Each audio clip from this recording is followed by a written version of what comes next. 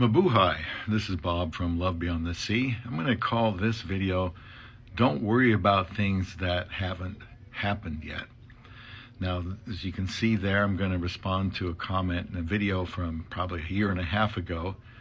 The video got like 214,000 views, so I'm just trying to see what else is in there I can find. And they mentioned, do you worry about the eventual costs of medical care for the entire family? That's what stresses me. So I'm going to assume this is about the cost for my wife's family in the Philippines. And we have always lived here in the United States. My wife and I have talked about the possibility of living in the Philippines someday. It's not very likely, but you never say never. I'm still open to it. So I want to talk about that today. Please subscribe to Love Beyond the Sea. Been married to a Filipina since 2015. So it's been 8 years and 5 months to a woman I got married to in less than 8 weeks.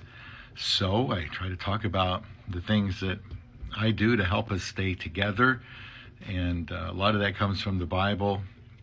And I think that's what works. And this is my first marriage, my wife's first marriage, and we plan on being together till one of us dies. But to address this particular question, it has crossed my mind. We have helped with a few family medical emergencies that were true, situations, true medical needs, and would have done whatever I could have in those situations.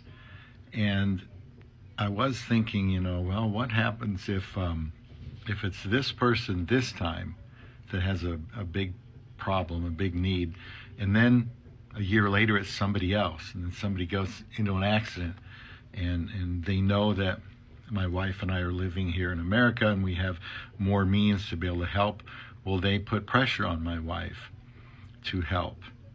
And would that end up affecting our marriage? So when you start thinking about things like this that haven't happened yet, but could conceivably happen, I just want to stress here not to think too far ahead. A lot can happen that you're not expecting, of course, because there's always risk in a relationship, probably more so with a woman from another country, because you probably won't know her as well, and there could be an age gap, cultural differences, and so on.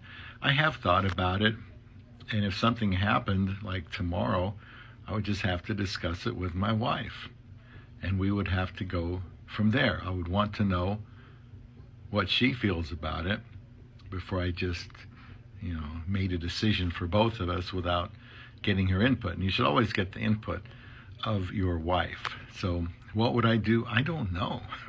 To be honest with you, we would try to help. But again, this is kind of a catastrophic situation, but I understand somebody being concerned about it because, those type of medical needs cost more than just, some other things. So, we're talking, you could be in the $20, $30, $40, $50,000 range or more USD, depending on what's going on. And so I would just answer that question by saying we would have to talk it over with my wife. Obviously, we would have to have the money to help out in a medical emergency, or else it would be a moot point. And if we had it, then we would have to sit down and talk about it, pray about it, figure out what to do.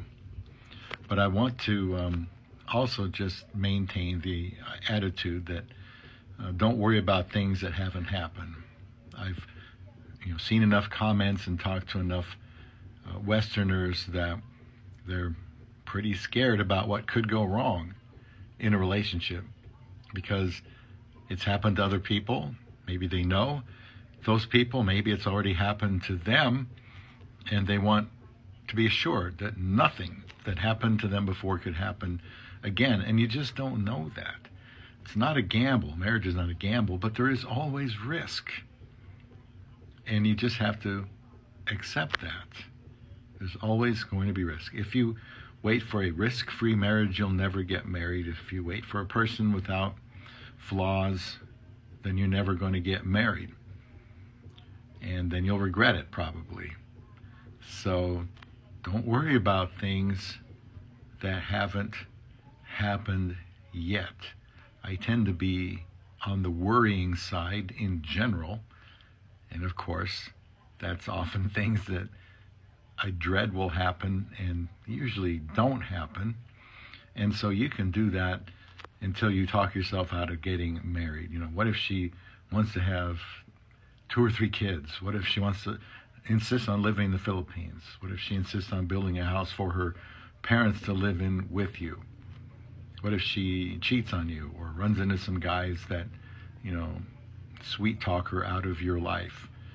And then you start getting paranoid and controlling, all for naught. So just keep the communication lines open every single day.